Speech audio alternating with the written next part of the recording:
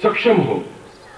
फिर मैं बार बार शब्द को इसलिए नहीं कि मैं सक्षम हूं, मुझसे तो ऊंचे विद्वान हजारों करोड़ों हैं, मैं तुमके सामने नगण्य हूं, मगर एक गृहस्थ व्यक्तियों के बीच में मैं अपने आप में सर्वांग पूर्ण हूं, जो आपको पूर्णता के साथ ज्ञान और चेतना दे सकता है।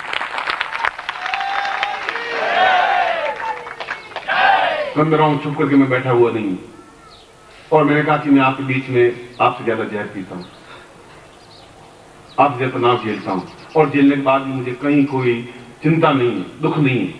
होता है कुछ क्षण के लिए होता है, सोचते हैं जो कुछ होगा, बिल्कुल मुझे मालूम है कि मेरा भाग्य मैं खुद लिख पा रहा हूं। इसलिए विश्वामित्र ने राम को कहा कि राम तुम इसलिए भटके कि तुम्हारे हाथ से तुम्हारा भाग्य कैसे लिखा जाए, अब समस्या आ गई, अब क्या किया जाए। उस समय तुम्हारे पास तुम्हें ज्ञान ही नहीं था कि अब मैं क्या करूं, अब एकदम सर्दी आ गई है, तो मैं क्या पहनूं, कौन से कपड़े पहनूं, तुम्हें ज्ञान नहीं था। अब ये दुर्भाग्य की रेखा आ गई, अब मैं कैसे मिटाऊंगी, तुम्हें ज्ञान नहीं था, क्योंकि ज्ञान मैंने तुम्हें दिया नहीं। ये मेरी न्यूनता थी, और मेरी कमी ये थी कि मैं चाहता था कि आपके राज्य में रहूं और तुम मुझे राज्य से निकाल देते। तब मैं आपको कहता कि ये ज्ञान मेरे बाकी है तो तुम्हें देता है, ये मेरा स्वार्थ था। उसमें भी ये छल कपट चलते थे। एक भक्त को राजगद्दी पर बिठाने के लिए राम को कैकेयी ने निकाल दिया, एक सुंदर स्त्री के मुंह में पड़ करके दशरथ ने एक अन्याय राम के साथ कर दिया। ये छल कपट महाभारत काल में भी चलते थे कि एक दूसरे को मारने की क्रिया, भाई भाई आपस में लड़ रहे थे, हिंसक बने हुए थे। ये कोई युद्ध और लड़ाई झगड़े और मार पीट द्वेष और छल आज ही नहीं है, आज से ज्यादा थे उस समय। समाज आज से ज्यादा विषम चलता, आज इतना है ही नहीं।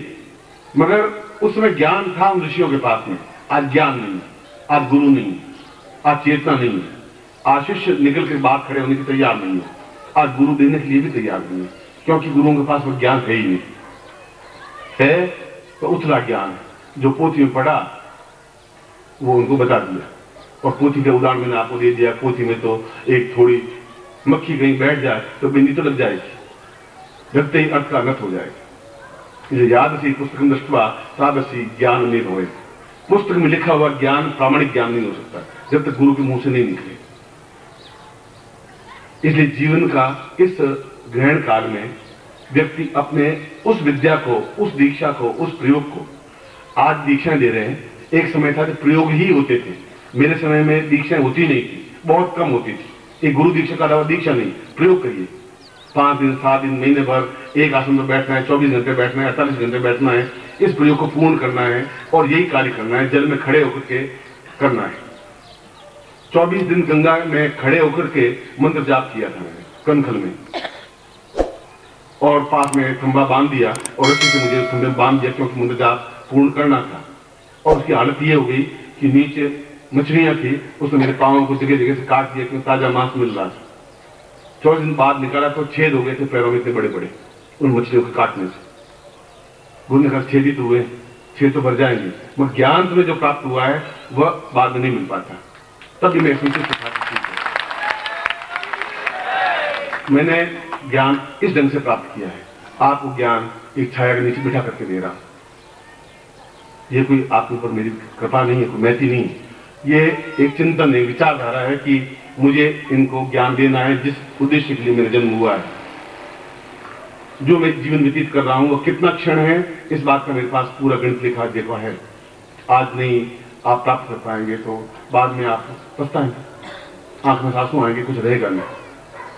इसलिए जो उन्होंने गलती की, इसलिए आज इसके बाद में हम केवल 45 मिनट का ब्रेक देंगे सिर्फ। आप भी इस बात को ध्यान रखें। और मैंने कहा कि तीनों दीक्षाएं और वो 2 दीक्षाएं भी अपने आप में अद्वितीय दीक्षाएं होगी, जो 100 साल के बाद में ही इस मोड में ऐसा दे पाएगा।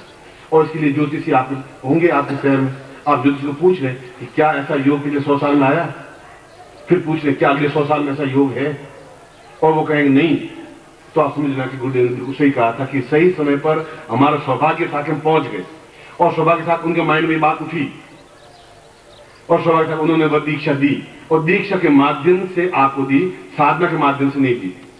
मैं कहता ये मंत्र आप जाकर साधना कर लीजिए, मुझे मालूम आप कर नहीं पाएंगे, और मुझे मालूम है मेरे पास समय कम है, और मैं चाहता हूं मेरे सामने ही आप राम बन सके, कृष्ण बन सके, मेरे सामने ही बन जाए, मैं आपको देख लूं अपने आंखों से। जब राम जनकपुरी में गए तो राम को मालूम नहीं था कि मैं युग पुरुष बन जाऊंगा। और सीता को देख करके व्यामोह हो गए थे कि गिरा नैन बिनु बानी, इतनी सुंदर है कि मेरी आंखें हैं, आंखें रूप का वर्णन नहीं कर पा रही, क्यों जवाब नहीं आंख में। और जवान बोल रही है तो जवान के पास आंखें नहीं उस रूप को देखे। एक सामान्य राजकुमार था, मगर उसके अंदर विश्वामित्र ने वह ज्वाला, वह आग, वह चेतना पैदा कर दी थी जिसके माध्यम से युग पुरुष बन सके। कृष्ण एक सांदीपन के एक व्यक्ति की वजह से कृष्ण अपने आप में अद्वितीय युग पुरुष बन सके कि महाभारत पूरे भारत आर्यवर्त को बदल के रख दिया। और आप भी पूरे आर्यवर्त को बदल के रख सकते हैं यदि वह ज्वाला आपके अंदर में पैदा कर सको। और आपका भाग्य आप खुद लिखें। हर समय मैं आपके पास थोड़ी खड़ा मिलूंगा। समस्या आएगा, आप कैसे अपने भाग्य को, विपरीत समय को कैसे अनुकूल बनाएंगे। आप मालूम पड़ेगा मेरी पत्नी बीमार पड़ गई, 5 दिन बाद बहुत तकलीफ आने वाली है, तो आप कैसे ठीक करेंगे, कहां मुझे याद करेंगे, कहां मुझे बुलाएंगे, कहां टेलीफोन करेंगे, कहां स्थिति बनेगी। आप खुद लिख सकें अपना भाग्य, अपनी पत्नी का भाग्य, अपने परिवार का भाग्य। क्यों विधाता ने लिखा ही नहीं। विधाता लिखा होता तो फिर आप दुखी होते ही नहीं। विधाताम कर्कसाम दृष्टवा विधाताम मूर्खताम भवेत, विधाताम नैव लेखितम सुखम प्राप्नोति पुण्यतम। विधाता बहुत क्रूर होती है, विधाता बहुत दुखदायक होती है। विधाता जीवन में सुख लिखती ही नहीं। विधाता जीवन में कुछ दीक्षा कि आप जीवन के प्रत्येक क्षण में गुरु की जरूरत पड़ेगी। जहां जीवन में सुख, आनंद, पूर्णता, विजय, सफलता, श्रेष्ठता, वहां भी रास्ते में गए तो वशिष्ठ खड़े मिले, वहां जनक सभा में गए तो विश्वामित्र साथ में मिले। अकेले राम को नहीं छोड़ पाए।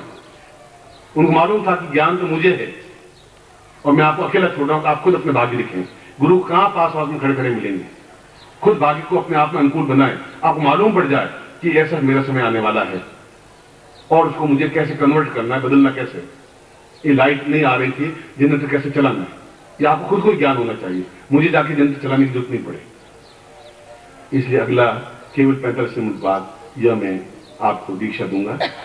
स्वतः भाग्य लेखन लिखा या विधाता का जो लिखा हुआ है उसको मिटा करके वापस नए तरीके से जीवन का निर्माण करने की क्रिया। और ये आपके जीवन की सौगात होगी और आपके जीवन का आशीर्वाद होगा। भगवान की शास्त्री जी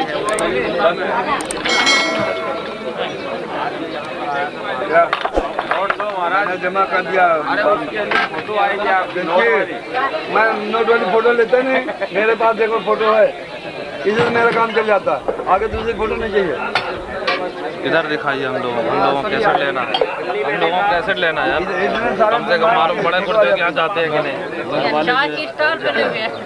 लेना शायद। अरे भैया हमारे तरफ बंद है कि चालू है? चालू है, बंद है, बैठे हैं। चाय पीते दिखाओ। दो चाय चाय पिला दो।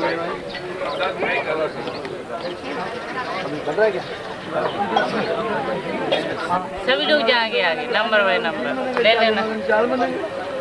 अब तो कैलकुलेशन पूछ रहे हो, लोगों का कैलकुलेशन कोई कर पाया? 50 ओवर के कैलकुलेशन गाना है क्या? जयप्रकाश का भजन ये बहुत अच्छा है। बाजे कण कण में प्रेम बसुरिया, आप सुनेंगे तो ऐसा लगेगा शिविर आपके घर आ गया। हाँ जी, कौन सी कैसेट हुआ है? बाजे कण कण में प्रेम बसुरिया। चोरी क्या कर रहे हो भैया? हमारा भी ध्यान रखो। फोकस करो जरा। वो तो मैंने कर ही लिया, तभी तो मैंने बता दिया। हम समय अनुसार पहुँचे हैं। अच्छा अच्छा अच्छा, यानी कि ब्लैकमेलिंग होगी, हमें कुछ नहीं लगा तो यानी कि हम कर देंगे और गुरुजी का फोटो फंसा देंगे। ये बता एक बार आसन में बैठिए, शास्त्री जी बोल रहे हैं। ये वहाँ जाइए, वो काउंटर चार लगाया और तो चाहिए, लेकिन कैसेट जरूर ले लेना। कैसेट तो जरूर ले, इसमें कोई शक नहीं। कैसेट तो हम ले लेंगे। ये कोई भी